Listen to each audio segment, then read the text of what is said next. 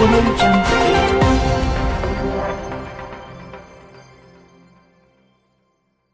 시청률 경신을 계속해오던 미스터 트롯이 최고 기록 36%를 끝으로 막을 내렸다.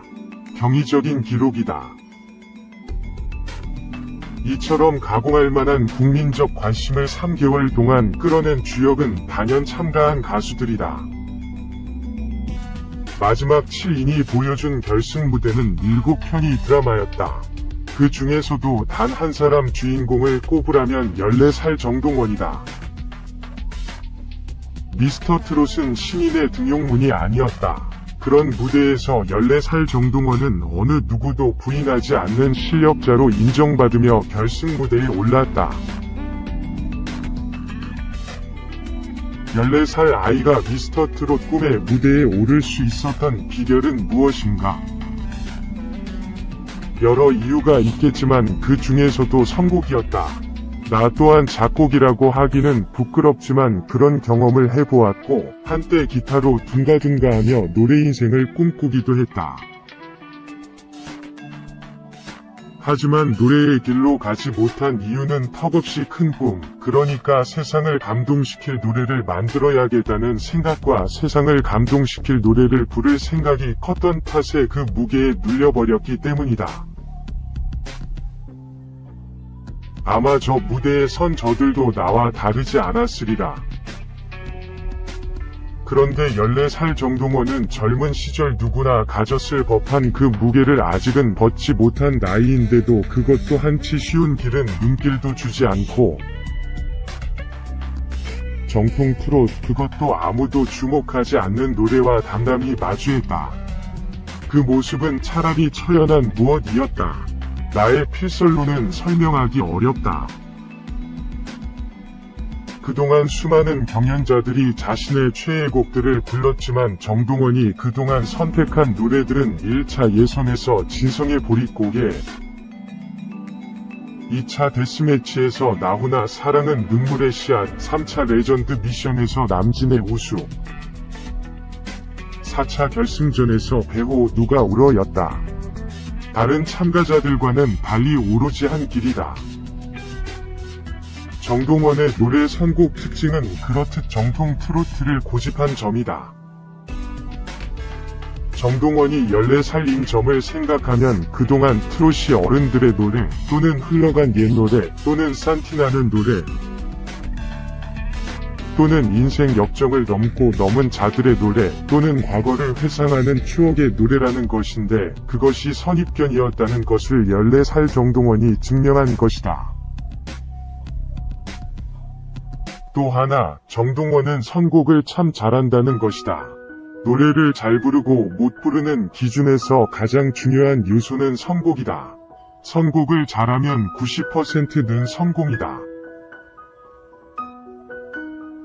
그만큼 중요하고 선곡이 승패를 가른다.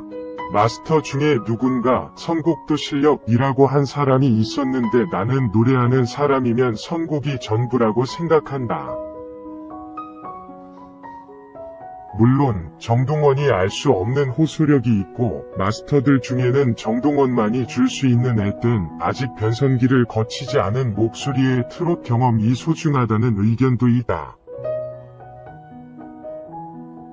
그것도 일리는 있다. 그러나 그런 생각조차 결승 무대에서 정동원이 선택한 곡이 배호의 누가 울어였다는 것은 그런 수사로는 설명되지 않는다. 어떻게 14살이 정동원이 이미 40년 전 세상을 떠난 배우를 기억하고 어디서도 들려오지 않는 누가 울어를 마지막 카드로 꺼내들어 나의 인생곡이요 할 수 있는가? 나는 개인적으로 참가자 형들 중에 배우를 떠올리고 그의 노래를 불러주었더라면 했다. 하지만 뮤직왕이 1차에서 돌아가는 삼각지를 부른 것 빼고는 아무도 배우를 떠올린 사람이 없었다. 수많은 좋은 곡들이 있기는 하지만 그래도 남자들의 세계, 남자 트롯맨들이 배우를 기억하지 못하는 미스터 트롯이었다면 큰 신뢰가 아닐 수 없다고 생각한다. 배우는 그 정도 무게를 가진 가수이기 때문이다. 그런 점에서 14살 정동원이 미스터 트롯을 살려냈다. 정동원은 지난해 송가인을 생각나게 한다. 송가인이 없었더라면, 그래서 용두산 엘레지 나 한마는 대동강이나 단장의 미아리 고개를 듣지 못했다면 그것이 진정한 미스트롯이라고 할 수 있었을까? 그런 노래들을 듣지 못했다면 국민적인 호응을 이끌어낼 수 있었을까? 잊고 살아왔던 대중들의 서전과 애환과 한을 불지펴 내지 못했다면 올해 미스터 트롯조차 존재할 수 있었을까?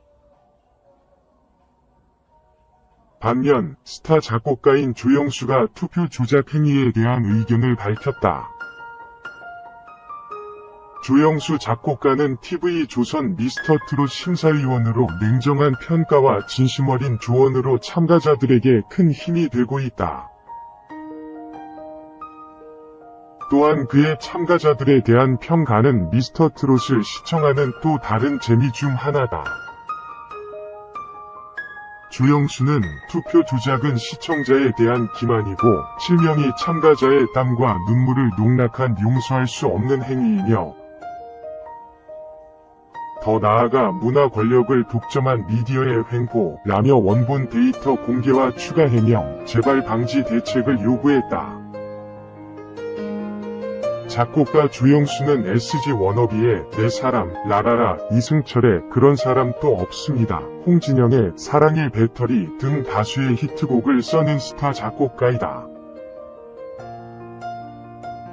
그 전 일부 시청자들은 몇 군데서 의문점을 포착, 시청자 게시판에 제작진의 해명을 요구하기도 했다. 그 중 가장 많은 질문은 클로즈업된 장윤정의 시계에 관한 것이다. 밤 12시 50분경 전파를 탄 생방송인데 장윤정 시계의 바늘이 약 오후 10시 30분을 가리키고 있었기 때문. 그러다 보니 화면 위에 표기된 라이브라는 문구도 믿지 못하겠다는 시청자들도 있었다. 라이브로 표기되어 있고 심사위원 옷도 같지만 그 시간대 방송하고 있는 게 아닌가 하는 의구심이 들었다. 예고편이랑 옷이 똑같지 않나? 어떻게 생방송이 될 수 있나? 는 글도 눈에 띈다. 뉴스에는 13일 오후 미스터 트롯 측에 해당 장면에 대한 설명을 요구했으나 현재까지 답이 오지 않고 있다. 시청자들은 100원의 이용료를 내고 문자투표를 하기 때문에 770만 표가 집계됐다면 시청자들은 7억 7천만 원의 이용료를 냈음에도 이날 결과를 알지 못했다. 방송통신심의위원회는 이에 우리도 대국민 투표 오디션 프로그램을 표방했던 방송이 시청자를 기만한 사안에 대해서는 매우 중하게 보고 있다며 방송법 제100조 제1항에 따라 중한 제재와 과징금 부과도 가능할 것으로 판단한다고 답했습니다. 투표 조작 논란이 커지면서 트롯의 의상에도 악영향을 끼치고 있습니다. 실제로 이 프로그램들을 통해 데뷔한 가수들은 K-팝 시장에서도 큰 인기를 얻고 있죠. 그런데 이들이 데뷔한 과정에 의혹이 발생하면서 이들을 선택한 팬들은 물론 자신이 투표한 가수가 탈락한 시청자 모두 마음 한구석이 찜찜한 상황입니다. 문제를 일으킨 제작진과 기획사 관계자들이 수사를 받는 지금도 가수는 꿈을 이루기 위해 노력 중이겠죠. 반면 방송통신심의위원회가 미스터 트롯에 출연 중인 청소년 정동원의 새벽방송 출연 논란에 입장을 내놨다. 지난 12일 방송된 미스터 트롯에서는 청소년인 정동원이 새벽 1시가 넘는 시간까지 진행된 생방송에 출연했다. 이를 두고 일부 시청자들은 정동원의 출연이 불법이라고 문제를 제기한 것. 대중문화예술산업발전법 제22조 2항에 따르면 대중문화예술 제작업자는 오후 10시부터 오전 6시까지의 시간에 15세 미만의 청소년 대중문화예술인으로부터 대중문화예술 용역을 제공받을 수 없다. 이에 따라 올해 만 13세가 되는 정동원의 미스터트롯 출연은 자정까지만 가능했던 상황이었다.